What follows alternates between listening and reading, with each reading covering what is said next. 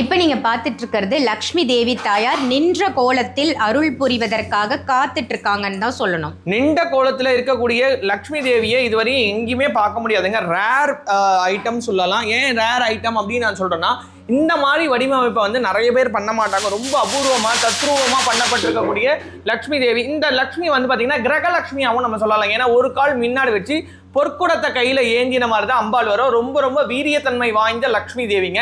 இந்த லக்ஷ்மி தேவிக்கு வந்து பார்த்தீங்கன்னா கனகதாரா ஸ்தோத்திரம், அதுக்கப்புறம் ஸ்ரீ சுத்தம், அதுக்கப்புறம் வந்து பார்த்தீங்கன்னா அம்பாளுக்கு தேவையான எல்லா விதமான உருக்கள் கொடுத்து வந்து பண்ணப்பட்ட விக்கிரகம்ங்க. பொற்குடம் மட்டும் இல்லைங்க, இன்னொரு கையில் காயின்ஸ் எடுத்த மாதிரி வந்துட்டு இருக்காங்க. ஸோ நம்ம இல்லத்திற்கு வரும்பொழுதே பொற்குடத்திலேருந்து இருக்கக்கூடிய மொத்த காயினையும் நமக்கு கொடுக்கறதுக்காக வந்துட்டு இருக்காங்க.